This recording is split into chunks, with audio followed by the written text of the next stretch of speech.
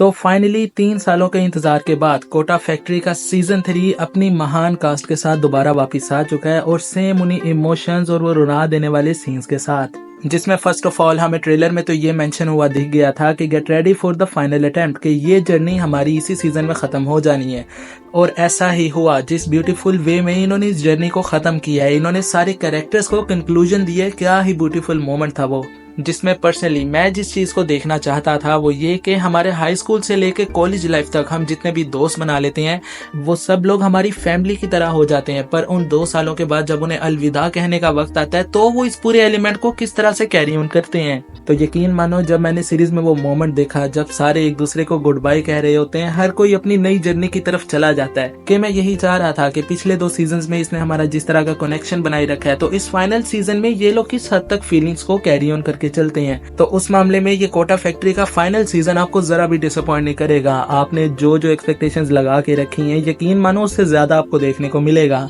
जिसमें मजीद बात करने से पहले आपको मैं एक चीज क्लियर कर दूं कि पिछले 2 सीजन्स में तो हमें स्टूडेंट लाइफ दिखाई गई थी कि उनको कौन कौन सी प्रॉब्लम्स फेस करनी पड़ती है। उन प्रॉब्लम्स को हल करने के लिए उनके पास जीतू भैया जैसा मोटिवेशनल फ्रेंड मौजूद होता है कि वो सारे स्टूडेंट्स अपने घरों से 1000 मील की दूरी पर पढ़ने आए होते हैं, बहुत ही अनजान और नए लोगों के बीच में। तो वहाँ पर उन्हें तरह तरह की प्रॉब्लम्स फेस करनी पड़ती हैं। कुछ लोग तो वहाँ पर रिलेशनशिप्स बना लेंगे, कुछ लोग वहाँ पर नए चेहरों से मिलेंगे जिन्हें वो पहले कभी जानते तक नहीं थे। तो उस दौरान उन लोगों की जो हेल्प करता है वो था जीतू भैया जैसा मोटिवेशनल कैरेक्टर, जो मैंने पहले भी कहा था कि इस बंदे की जरूरत लाइफ में हर एक आदमी को होती है। हर एक स्टूडेंट को बिल्कुल भी नहीं बल्कि हर एक आदमी को पड़ती है, क्योंकि कहीं ना कहीं हर इंसान के अंदर एक बच्चा छुपा होता है जो कि लाइफ में किसी ना किसी मोमेंट के ऊपर आके एक तरह सा डर जाता है। उसको अगला कदम लेने में डर लगता है कि ना जाने अगले कदम का रिजल्ट उसको क्या देखने को मिलेगा। तो उन दोनों पिछले सीजन्स में हमें वो सारे स्टूडेंट्स की प्रॉब्लम्स को बताया जाता है, किस तरह की उनकी रोमांटिक प्रॉब्लम्स होती हैं, उनकी एजुकेशनल, उनकी फाइनेंशियल प्रॉब्लम्स होती हैं।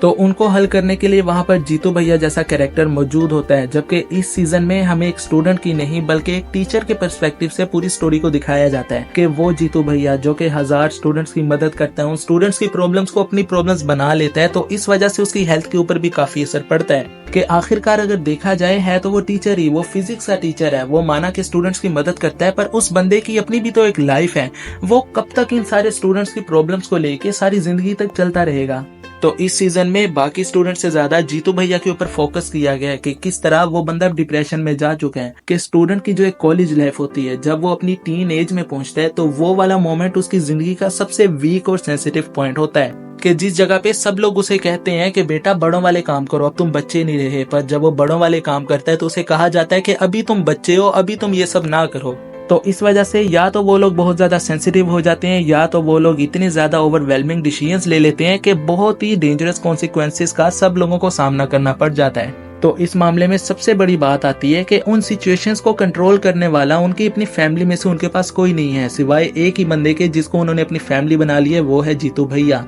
तो वो बंदा आखिरकार कब तक एक स्टूडेंट की प्रॉब्लम्स को समझते हुए अपनी लाइफ को स्पेंड कर देगा। जिसके बीच में एक और हमें कड़वा सच सुनने को मिलता है कि जीतू भैया हमेशा के लिए जीतू भैया नहीं रह सकते। अगर उनको कुछ सीरियस हैंडल करना पड़ गया तो उनको जीतू भैया की बजाय जीतू सर की जरूरत होगी। तो वो बेहतर होगा कि जीतू सर की पर्सनैलिटी को सामने लाके उन प्रॉब्लम्स को ज्यादा बेहतर तरीके से हल करें। बट कहते हैं ना कि कुछ पाने के लिए कुछ खोना पड़ता है, तो यही सेम फॉर्मूला हमें इस पूरे सीजन में इम्प्लीमेंट होता हुआ नजर आता है कि अगर तुमने अपनी लाइफ में कुछ बड़ा अचीव करना है, अगर तुम चाहते हो कि तुम्हें पहले से कुछ बेहतर मिले, तो तुम्हें अपनी लाइफ का कुछ पार्ट सेक्रीफाइस करना पड़ेगा। अदरवाइज ये हमेशा के लिए ऐसा चलता रहेगा, क्योंकि हर स्टूडेंट के पास एक जीतू भैया नहीं होता। तो इसी पूरी सिचुएशन में हमें बहुत ही sad but a very true ending देखने को मिलती है कि अगर देखा जाए तो इससे परफेक्ट एंडिंग शायद ही कुछ हो सकती थी। कि कहते हैं ना, इंसान अपने हर रास्ते को खुद बनाता है, पर एक मंजिल ऐसी होती है जिसे ऊपर वाले ने हर इंसान के लिए पहले से तय करके रखा होता है। कि बेशक तुम अपनी कितनी भी एफर्ट को क्यों ना दिखा दो, जब तक उसमें ऊपर वाले की मर्जी शामिल नहीं होगी तब तक कुछ भी नहीं चेंज होगा।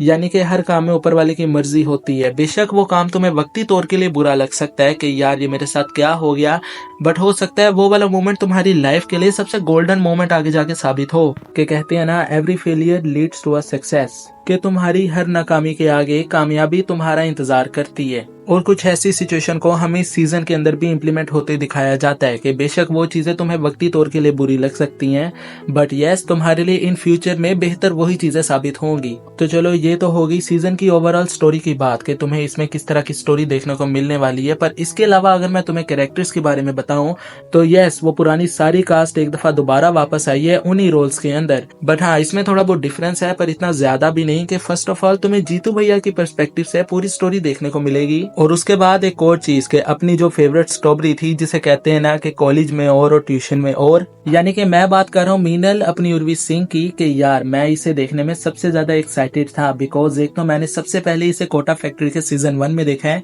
बट यार जब उसके बाद वो वाला सीन आता है ना कि जब वो अपने टीथ वायर को रिमूव करवा के आती है, dam she was a natural beauty. तो उसके बारे में ये कि मैंने अपनी स्टोरी का जितना रोल इसमें एक्सपेक्ट किया था मुझे उससे कम देखने को मिला है, यानी कि इसका इस सीजन में इतना ज्यादा कोई मेजर रोल नहीं है। हाँ 2-3 सीन्स है इसके, इससे ज्यादा और कोई स्पेशल आपको इसका मोमेंट नहीं देखने को मिलेगा। बट इसके अलावा ऑन द अदर हैंड जहाँ पर बात की जाए वर्तिका और वैभव के रिलेशनशिप की तो यस हमें उसमें काफी सारी चीजें देखने को मिलती हैं कि हमें जो कॉलेज लाइफ का रिलेशनशिप देखने को मिलता है तो वो 2 साल के रिलेशनशिप्स किस हद तक स्वीट हो सकते हैं, वो ये सारी चीजें हमें इस सीजन बहुत अच्छी तरह से एक्सप्लोर करके बताता है। और उसके बाद जैसा मैंने तुम्हें पहले बताया कि ये सीजन हमें जीतू भैया यानी कि एक टीचर के पर्सपेक्टिव से दिखाया जाता है, तो उस मामले में जो प्रॉब्लम्स एक टीचर को फेस करनी पड़ती है उसके स्टूडेंट के हवाले से, उनकी स्टूडेंट की एजुकेशनल लाइफ की प्रोग्रेस के हवाले से,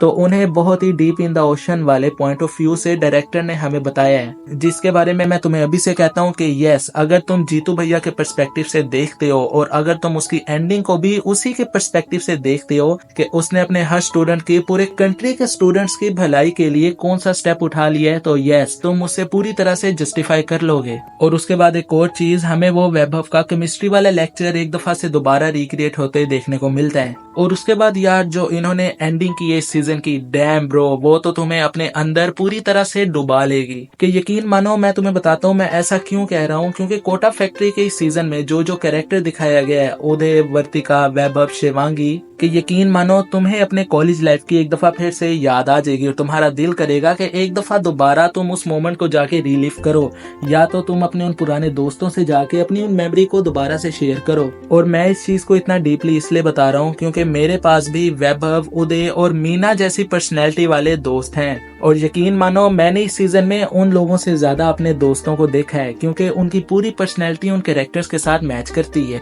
और इसके बाद जब मैंने अपने उन दोस्तों को फाइनल गुड बाय किया था मुझे अभी भी वो मोमेंट याद है, मेरा दिल करता है मैं एक दफा दोबारा से उस दिन को रिलीव करूं। और इसीलिए जब मैं अपनी लाइफ के हर इमोशनल मोमेंट को याद करता हूं या मेरी लाइफ में जब भी कोई इमोशनल या डिप्रेसिंग मोमेंट आता है तो मैं राज कपूर की मूवी का वो वाला गाना एक दफा रिसाइट कर देता हूँ कि जीना इसी का नाम है। और इसके बाद मैं इतना श्योरिटी के साथ जरूर कह सकता हूँ कि जब तुमने मेरी इस वीडियो को क्लिक किया तो या तो तुम कोटा फैक्ट्री के बारे में कुछ जानने आए होगे या तो तुमने उस टाइम तक कोटा फैक्ट्री की पूरी सीरीज को फाइनलाइज करके गुड बाय कह दिया होगा। और इसके बाद अगर तुम मेरे साथ मेरी इस वीडियो के एंड तक मौजूद हो अभी तक तो thank you so much, I respect you with deep of my heart. और अगर तुम मेरे कोटा फैक्ट्री के एनालिसिस और स्लाइड ऑफ रिव्यू से एग्री करते हो तो चैनल सब्सक्राइब जरूर कर देना। और तुमने अगर ये सीरीज को कंप्लीट कर लिया है तो अपना एक्सपीरियंस मुझे कमेंट्स में जरूर बताना यार, आई वुड लव टू सी, मुझे देख के बहुत खुशी होगी। और अगर तुम इस सीरीज के बारे में थोड़ा बहुत मजीद जानना चाहते हो तो मेरी ये वाली वीडियो जरूर चेकआउट कर लेना।